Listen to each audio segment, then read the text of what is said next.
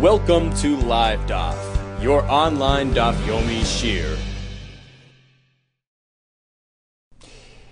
Shalom Aleichem and welcome back to today's Daf Hayomi, SOTAH. We are holding 3 lines from the top of the Amud. Iboilahu. Here comes a question like this: Oiveras aldas, a married woman who violates basic tenets of tznius. She deviates, she speaks to other men, she's involved in a non-tznius fashion with other men, she goes outside with hair uncovered, etc. That is called Oiveras aldas. She violates basic rules of tznius, of marriage-related principles. In which case the Mishnah in Meseches Ksubos tells us she is yoytze shaloi b'ksuba. She leaves the marriage without getting a ksuba. She loses her ksuba claims. Okay, she can't collect that money. She lost it because of her errant behavior. But the question is, do we first warn her? Is she deserving of hasra'ah? Or shall we say, well, these things are so well known that a warning is not necessary. And once she deviates, he has a right to let go of her without paying her the ksuba. Yiboilu, Oiveras aldas. A isha who's Oiver aldas, tzricha hasra, lafsid ksubasa. In order to forfeit her ksuba, is she first deserving of a warning? Or perhaps a warning is not necessary. These things are so publicly known. These are basic elementary principles of a Yiddish woman, of marriage, in which case there's no excuse, there's no need for prior warning before taking away her ksuba rights.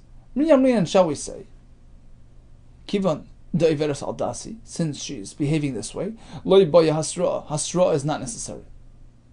Typically hasra, it comes to sort of verify whether, it comes to make you aware.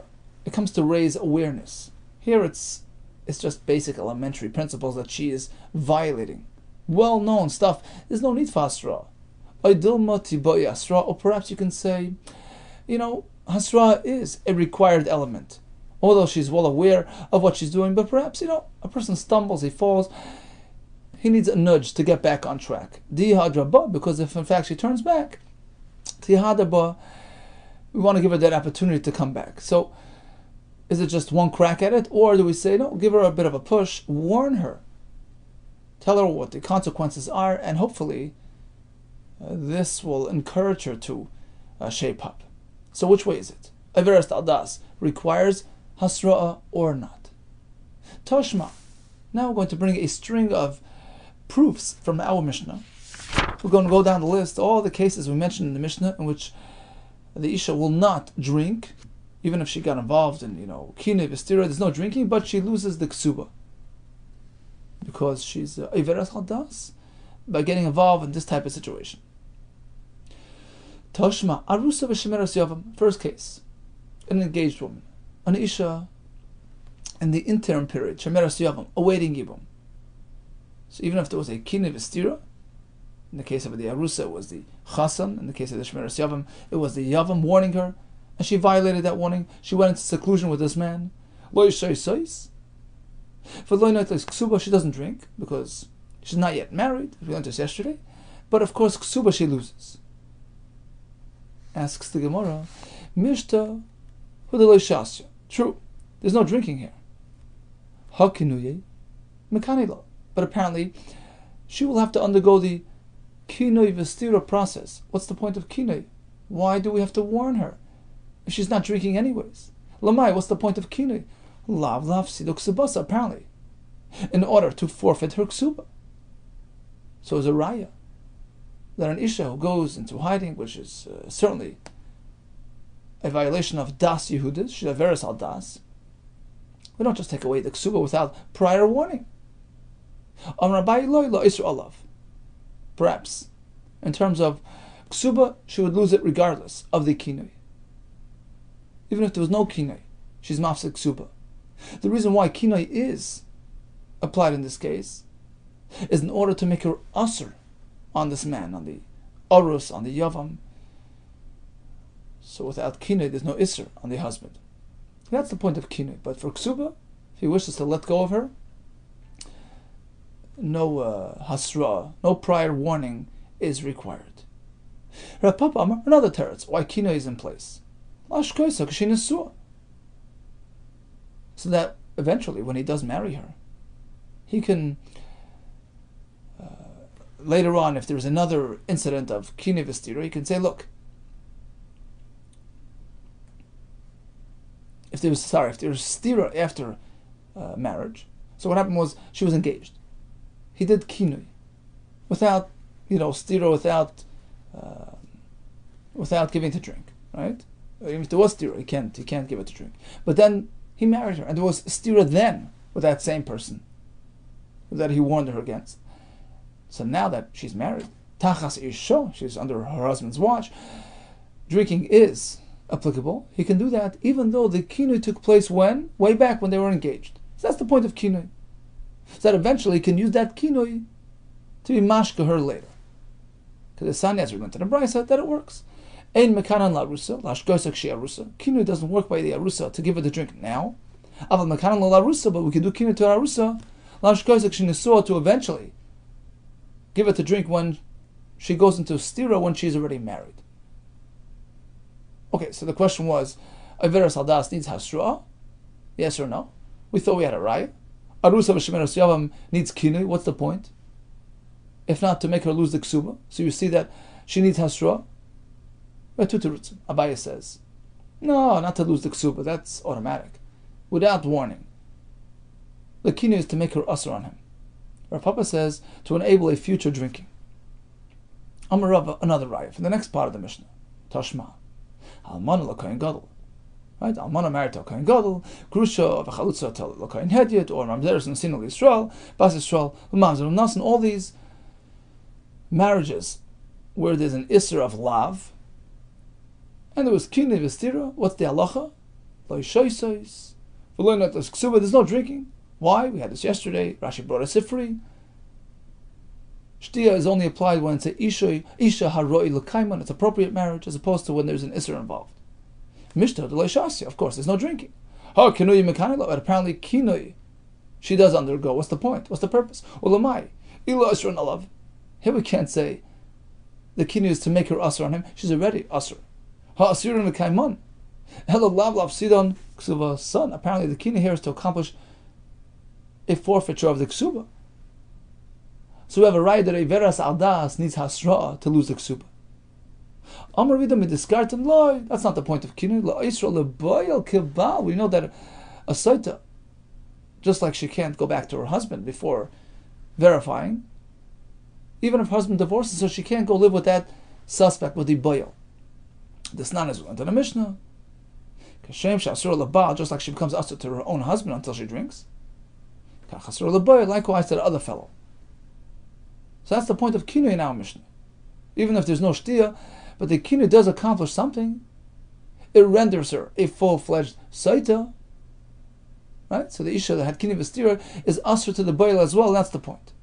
Amar Chanin Masura, arrive from the last case of the Mishnah. Tashma. The following cases, Bezin steps in and does the kinui instead of the husband. Husband is not around, he's not capable. Mishin is charesh bala, husband became deaf-mute, or nishtata deranged, or shechavish beis asur, locked in prison, unable to do kinui v'stira. So Bezin steps in. Point is not to give it to drink. That's something only a husband can do. Rather, the point is to make her lose the ksuba shmamina. We have a clear right. That was shaila. Boy asra shmamina. The right that a veras aldas needs asra to lose the ksuba. It's a clear right. That was shaila. Because what other purpose is there for this kina if not for lafsid ksubas? And the Mishnah says clearly says it's not lashkosa elo lafsid ksubasa. It's a clear Mishnah that to lose ksuba, you first need to be warned. Now, this was Rav Chanina Mesura's raya. Question: Vikulu. What about the other Amoraim? Until now, my time Amri Miha. Why didn't they bring this raya? Because they held Dilma, perhaps Shani Hassam. There it's different. The lesla aimsa the baal klau. She has no fear of her husband at all. He's totally not on the program. He's a chayrish, she's a beis asurim. So there, the situation can perhaps lead to the isha deviating, etc. So we can't really hold it against her unless we warn her beforehand. That's why the best has to warn. And that's why only if she's warned, she loses the ksuba. But typically, in a typical standard healthy marriage situation, an isha who deviates from the proper path in the presence of her husband, when her husband is part of the program, he is on the scene, that's really a gross deviation. That's really, Rashi calls it a priestess yisera, which for which there's no excuse. You don't need to warn her. She's cognizant, she's aware, and therefore she would lose the ksuba perhaps without prior warnings. That's why they felt it wasn't a raya from this case, because this case is an exception. Husband's not around, therefore added warning is needed to make her cognizant. The bottom line is, we had a shaila, Averas al das, loses ksuba. Is hasra required or not? We have a raya that hasra is required. Iboilu, here comes the next question. Averas al das, an isha who spends time with other men, she's not acting in a tznius fashion. V'ratza ba'al l'kaima. The husband says, look, I'll overlook it. I'll look the other way. I'm okay with it. Mekaima? Does he have that right to stay married to her? Or perhaps he must divorce her. Miyamrina, shall we say, Bikpeda de Baal Tal Rachmana. Take a look at the Chumash. Torah says, V'kineyas ishtay, the husband has a right to choose, to decide whether he's particular about her behavior, whether he wants to do kinoi, whether he's going to step in and challenge her. Volei kapit, but in this case he is not too makpid, he's not caring about it, and therefore we can't force him to have higher standards. That's what he is, so just leave it. Or perhaps it's not up to him. Given the kapit, since typically a person is particular, it's the way of the world that a husband is concerned about his wife's behavior, kapit. So that's something that is considered a kpeda for him as well, meaning basically you have no choice in the matter. The Torah sets the standards, and if she's not conforming, you're not allowed to live with her. Tashma, we're going to have a raya. In the following cases, Bezdin does the kinoi, right? Mishnah is charesh bala, anishtata, oishay. That's the Mishnah. Question: if it's up to him, if it is true that if the husband wants to keep her, he has a choice to do so. Avdi Bezdin Midi, who Bezdin step in and do something that can be reversed. Something that the husband doesn't really want.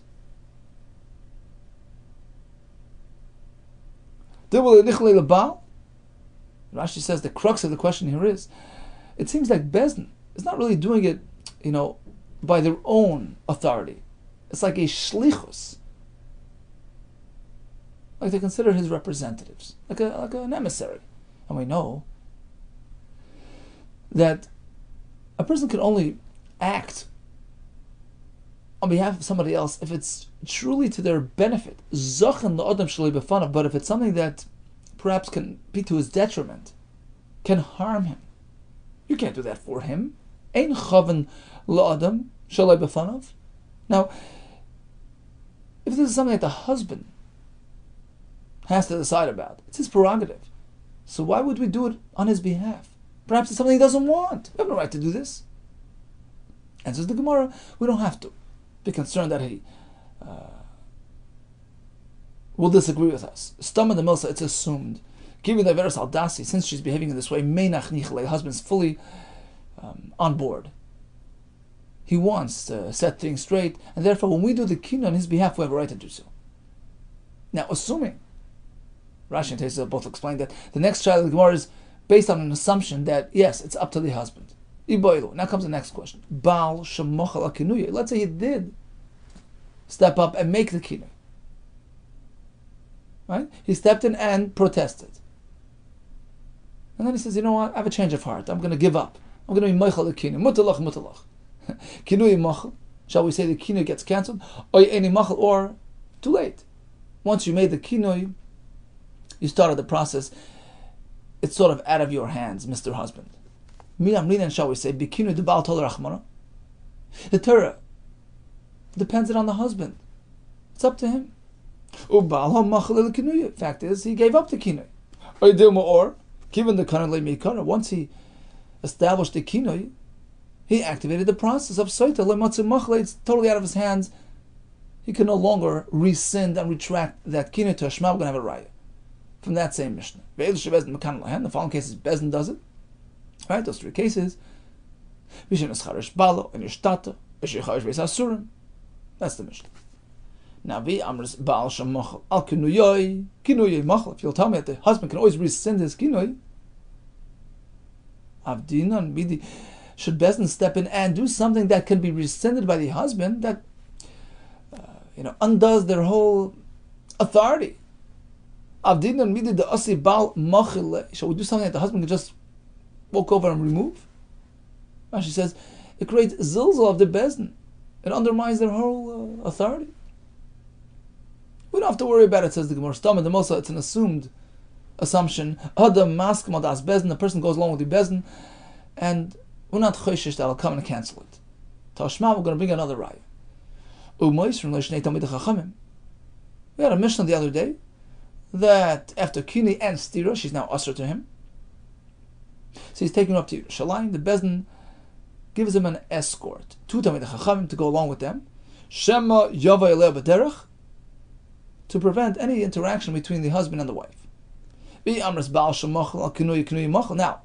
if in fact it's the husband's prerogative to give up the kinui, to cancel the kinui, why are we so worried and send along escorts?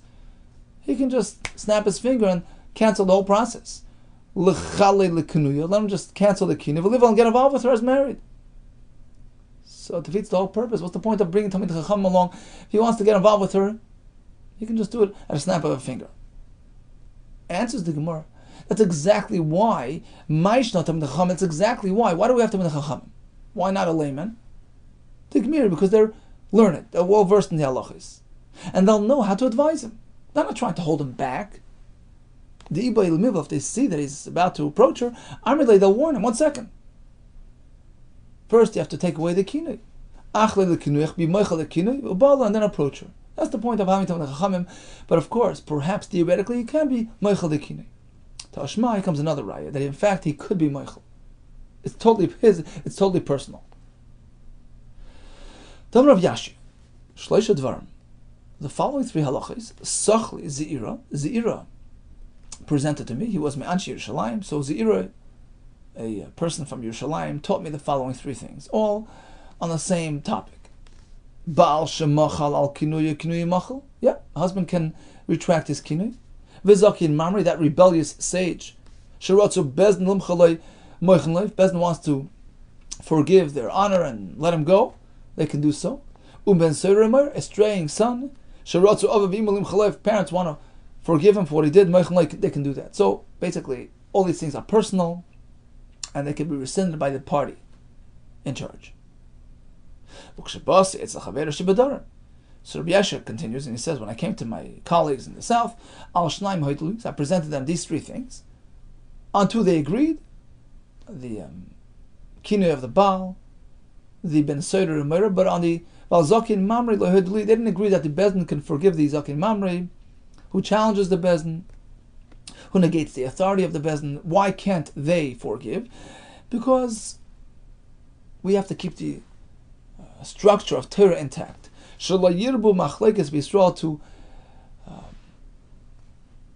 preempt any discord in Klal Yisrael, which is such an important concept and has to be maintained at all costs. They can't just forgive this fellow rebelled, he rejected. He has to do due course. Bottom line is, with regards to SOTAH, we see that he could be Meichel Shema Mino, Baal Shemachal Kinui Machal Shema Mino. Okay, so far we had three discussions. Averes al das needs hasra? Yes. Can a husband decide whether or not he's particular about his wife's behavior? We left it as a question.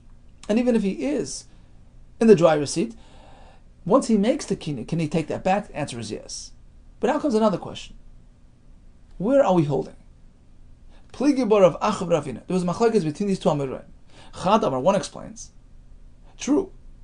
He could be meichel on his kinui, but only koydem stira machal. If it's still before the stira, the seclusion, yes, he can take it away. La'acha stira, but once she went into seclusion, now she's usher on him. The process is already too far developed. Einoi machal, he can no longer take away the kinui. Chad Amar, the other one held, no. It's totally his. It's totally personal. La'acha stira nami machal. Even after stira, the husband can just cancel his kinui and make it mutter. Mestavra. And it seems that the second approach, the first approach, is the correct approach, that after stira it's too late. What's the raya?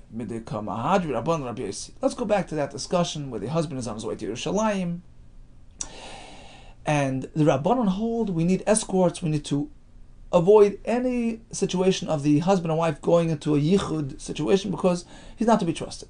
Rabbi Yossi says, no problem, we don't need to worry.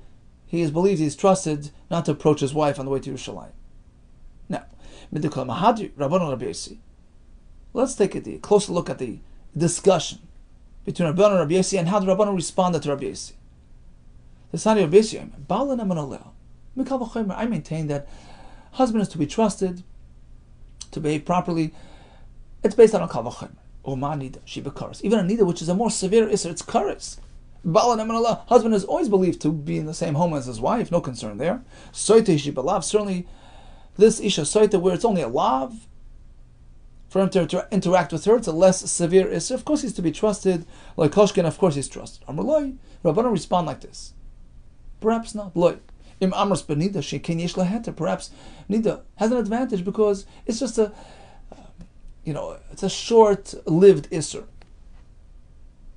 So he knows the heter is coming, he's not so tempted. Tomer b'soita as opposed to the soita where it could be, forever. Shein la heter. And therefore, we're more concerned by this soita. Question. Vi amris la'achastira machalo. Now, let's go back to our question. If you're going to tell me that the husband can be mechali, kinoi, even at the point of post-stira on the way to Yerushalayim, why did the Rabbanan say soita is an always, permanent isser? Why is it permanent? Snap of a finger, it's mutter. Mishkachas l'yesh laheter, he has a potential letter right then and there. The boy, if he wants, if you're really so desperate, machilil kinuya, you can just remove the kinuya of a bala and get involved with her. Hell shmamino, it would seem that it's a clear right from here. La'achastira and machal shmamino, that after stira is too far gone, it's out of his hands. Mechila doesn't work. Shmamino. Okay, let's go back to the Mishnah. So let's say there was a kinui v'stira. Husband passed away before he got a chance to give her the water. Does she still get the ksuba or not? Beis Shammai say yes. Beis Hillel say no. But my kamiflagi, what's the point of the machlekes here? What are these svares? Beis Shammai sabri shtar oimed legoves kigovi dami. Beis Shammai hold that the isha who has the shtar ksuba is a muhsak. It's as though she is holding on to the possessions, their properties. It's like it's in her hands. So now when the Yershim are challenging her, they have to prove that she sinned. And since it's an unknown, we haven't yet verified what happened. There was kinui, there was stira, we don't know exactly what happened. So unless they can prove that she is not good, that she's not okay, she can hold on to the money, she gets the ksuba. So Beis Shammai hold of this idea of shtar oimed li gabos, a document which is collectible, gives you that added advantage. It's as though you're in possession. Beis Hillel savri no. True, she has a claim, she has a shtar ksuba, but it doesn't go that far. It's not like she's holding on to the properties. It's not as though it's collected. She's actually claiming from them. They're holding on to the assets. They have the money. She's trying to be moitzi from them.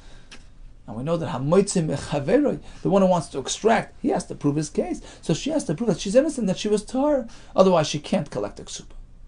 So we had another discussion in the Mishnah regarding a fellow who's meant to marry an isha to have children, and he married an isha who's not capable of bearing children. You have three cases in the Mishnah. You have an islandess, an isha who's severely hormonally imbalanced.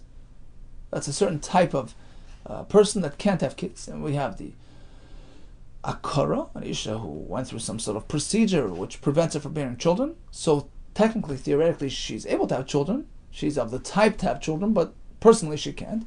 Uzakain, an isha who's already beyond the age of childbearing. So again, she's a type of person that can have children, but technically she can't. So, in all these, we say that according to Tanakama, there's no drinking here because the pasuk speaks about an isha who's supposed to stay on with him. She's supposed to be a proper wife, and he's not supposed to be marrying an isha who can't bear him children. According to Rabbi Lezer, we treat these women like anybody else because, true, they can't have children. Let her marry somebody else together with him.